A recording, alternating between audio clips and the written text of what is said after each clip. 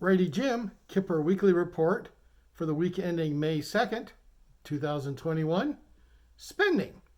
President Joe Biden gave a speech Wednesday night. This is what would be traditionally considered the State of the Union, though there isn't officially a State of the Union for a first-year president.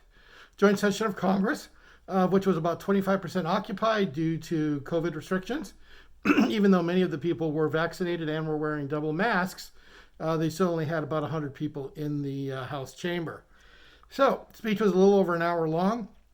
Joe Biden pledged approximately $4 billion in spending, in addition to the $2 billion that's already been given out through the COVID relief.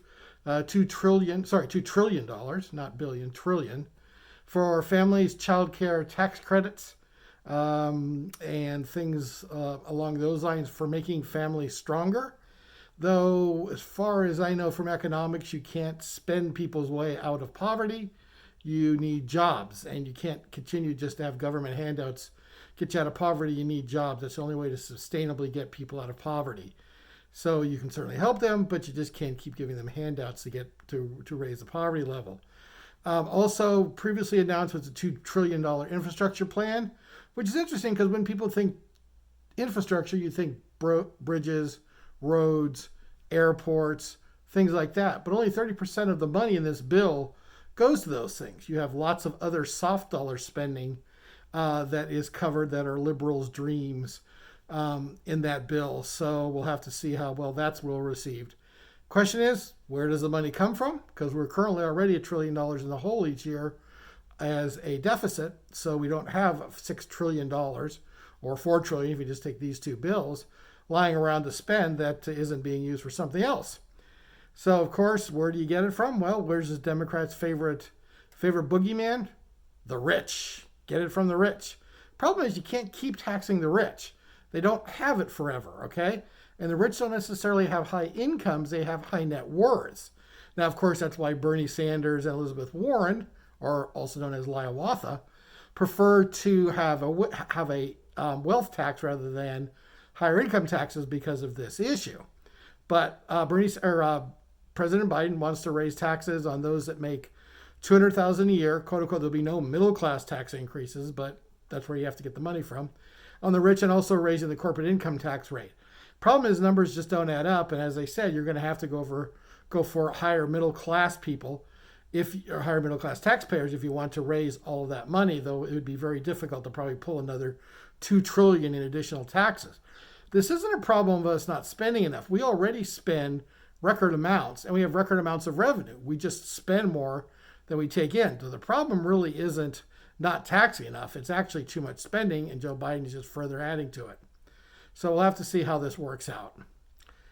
Next subject, California recall. The California recall officially passed the line for enough signatures last week, and it will be on the ballot at some point, sometime between August and November. There is a process where the cost of the election must be analyzed, and then they have 60 days, and then the Secretary of State has 60 days after that, and they have to go through this rigmarole process. So it could get on the ballot in August, though probably going to be pushed back because the Democrats want this to go away and want this delayed as long as possible to get past COVID, to think that that's going to help out Gavin Newsom.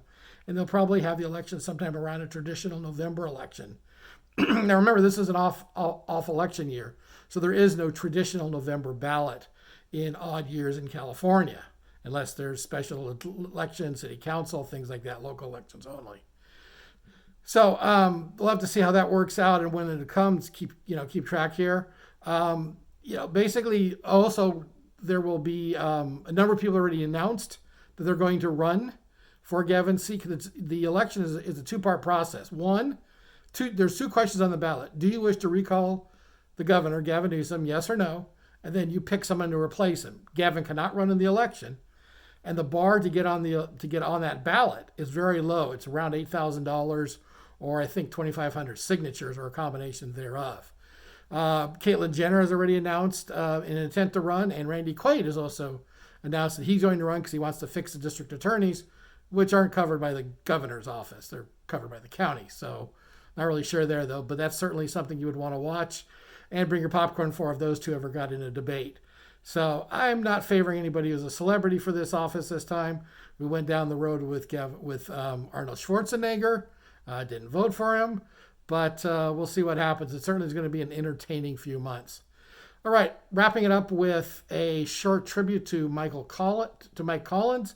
He was the Apollo command module pilot for Apollo 11, known as the loneliest man on Earth because he was the one of the three of Armstrong, Aldrin, and Collins who did not actually go to the moon. He ran the command module, and when he was behind the moon, he was unable to talk to anybody, and there was no television on board and no television being beamed to him. So he wasn't even able to watch the moon landing. He personally said he loved it because he was the only time he could get mission control to shut up and not bother him. So, but so be it. Quiet guy, like I said, forgotten member. Retired as an Air Force Major General, worked for the White House for a short period of time, and I believe took up painting in his later life.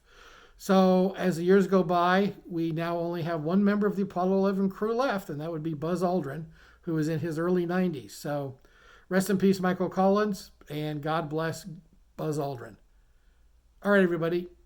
Have a good week. Righty, Jim?